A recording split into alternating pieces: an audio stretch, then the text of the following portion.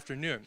So I wanted to start off with a question. How many of you in the audience know someone that's ever received a cancer diagnosis? That's pretty much everybody. So I see a lot of hands going up. Now imagine that you're the patient and you've, like 14 million other people worldwide each year, have just received a cancer diagnosis. Odds are that cancer is growing as a tumor somewhere in your body. And you're going to want to know a lot of things about that before you select a treatment. You're going to know where that tumor is. You're going to want to know how big it is. And you're going to want to know, is it one tumor? Do you have multiple tumors? What's the status of your cancer? Your physician undoubtedly is going to do their best job to explain this to you. But things that come easily for physicians to visualize may not come that easily for patients.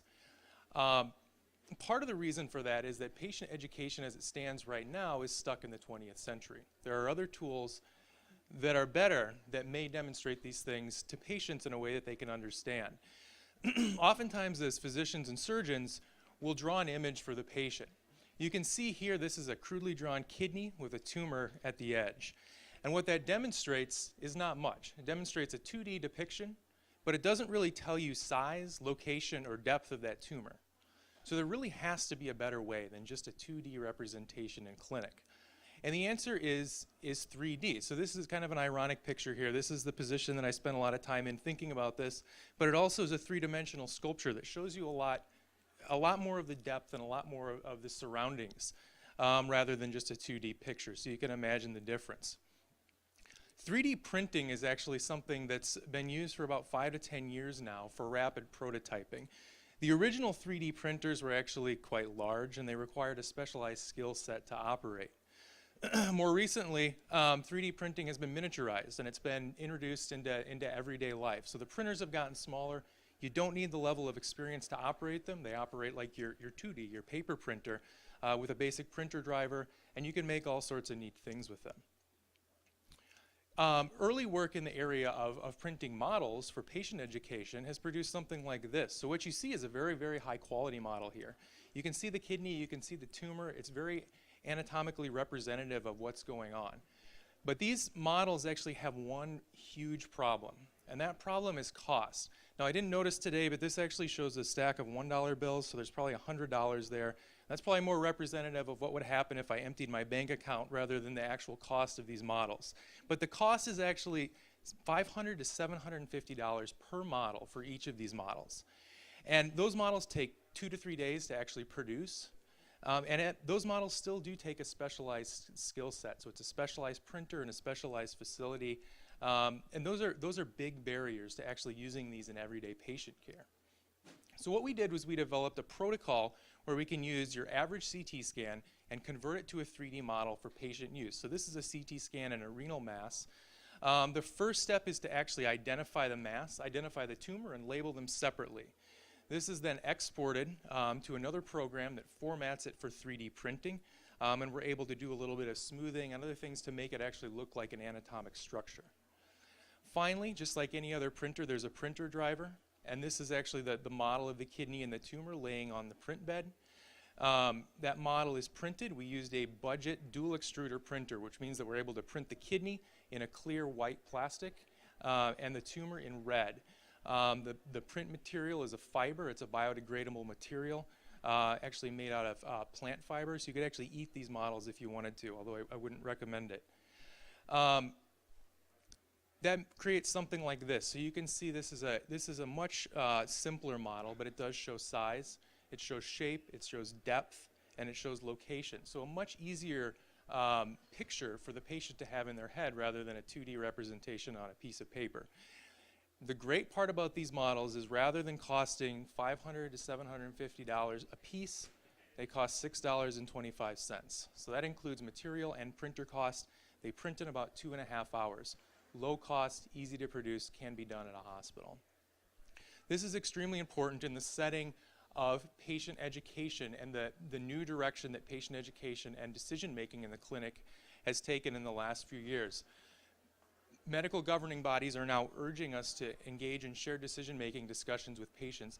Kidney cancer is a classic example of that, where patients may be faced with options as diverse as a radical surgery versus merely active surveillance. So this print model is cheap, it's quick, it can be used in the hospital setting, and we believe this has the potential to really impact patient care and understanding and decision making in the clinical setting. Thank you. Thanks, Joseph. So we've got a bit of time. Can I ask you a question Sure. as well? I've been doing that for a few, so I wanted to check with you that you're all right with that. Yeah. So, okay, so you've done this, what, once, 10 times? Is it rolled out where you work? No, so we've done it quite a few times. We haven't rolled it out in the clinical setting, however, in a controlled trial setting. But we have rolled it out using it with individual patients and printing their individual models. We've printed about 20 of these so far, and we've kind of rapidly iterated on the process to improve both the print quality and the material cost. All right, and what sort of feedback do you get back from the patients that have their model of their kidney and their tumour? Yeah, so the feedback has been very good. So we haven't actually scored the patients based on clinical feedback or satisfaction scores or anything like that. That's part of something we're looking at as an ongoing study. But the anecdotal feedback from the patients is that this is a much better way to understand and visualize their tumors. We actually had a patient bring in their own kidney model that was printed somewhere outside that I think he spent way more than we spent on, and was much lower quality. It just looked like a blob of plastic. So this protocol is an improvement on those two different production techniques. And what about the next steps for this? What do you want to do with it? Yeah, so the next steps would be to introduce these into the clinical setting and do exactly what you mentioned. So measure the patient feedback, measure their satisfaction, measure some decision-making scores. There's also multiple ways to view objects in 3D. 3D printing is just one of those. We just had a great presentation about virtual reality. These models can also be viewed in virtual reality, spun so you can see all different sides of the model, and then even can be used in surgical planning when you reach a certain level of detail. So those are the next directions. And how long do you see this as growing at scale? Like, do you see this as being something that patients will be able to ask for, demand, and also what would be the barriers? Yeah, so barriers would be having the people on hand to actually do this, because it does take people to actually print these models. You're having people that convert them from a CT scan to a 3D format that can be printed. How long does that take? So initially it took about an hour or so, and now it's down to about 5 to 7 minutes to convert. Then the 3D print process itself takes about 2.5 hours. Okay. So you would need people there that were active in converting these models and actually printing them and bringing them to the clinical setting. An alternative would be a stock set of models that showed tumors in different locations that you could 3D print for different organ structures and different tumor types that you could also use in the clinical setting. But given the cost and the ease of printing, it's likely that this would be a part of personalized medicine in the future. Yeah, and what about the idea of, like what we heard a presentation earlier around open source? So could the patients get a copy of those scans, and with open source instructions about how to actually turn that, like that softening that you mentioned, Yes. How to turn it into a 3D model and then get it printed, which could be done, offshore for, probably $5 or something like that, getting like a graphics person or someone who has that skill. Is that something you've considered? It is, and as far as we're concerned, this will be made available. This process will be made available for free. It's something that we're definitely willing to share and put out there for patients too, if they want to go out and do it on their own. Yeah, I would think that this type of, I remember that when 3D printers were, the smaller versions were quite new, and we had them here at Medicine X, and everyone's fascinated to look at them, and now we're like, 3D printing.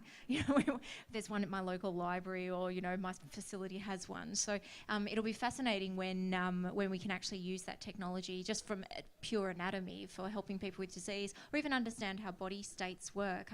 I know that still, I was surprised, I'll tell you a personal story, it might make you laugh, that, I was like 10 years old, and they start talking to you about the birds and the bees in school, and they've changed the models a little bit, but not a lot. I thought my uterus took up like a huge triangle, because that's how they draw it. It's like this massive thing, and I hadn't thought about it. I was like 10 or something, and then when I studied anatomy and and you're looking at cadavers and actually saw what a uterus looks like, and it wasn't just me, my girlfriends as well were all like, what? It's like the size of a nut. Like, why are those diagrams they give us in school? It takes up half your stomach. So anyway, there's probably all sorts of educational things that we can use those models for. Well, it's ridiculous, isn't it? Like, it's so crazy. So there's probably, sorry Certainly. to take you down that No, direction. that's okay. I hope I'm not embarrassing you. That's Too- okay. too late. And again, if you drew a picture of a uterus, Yeah. you'd have no idea what it looked like in three-dimensional space. No, the no, that's pictures right. that you're using there are not going to show you the size. They're not going to show you a three-dimensional representation. So it's an easy thing to misconceive. Yeah, and I know there's a famous TED talk by Salvatore Asconi, I'm probably pronouncing his last name wrong, where he had a brain tumour and he was an artist and a computer geek. And so what he did is he got all of the information he could find out from his clinicians about his tumour and put it out online. And I think his website is called Open Source for Cancer or something like that, if you have a look at it. So similar thing, but even in those days, I don't think there was a 3D model he could produce, so he produced a 2D version of the 3D Sure. model, if you know what I mean. So, yeah, fantastic work. Well done. Thank you. All right, thank you.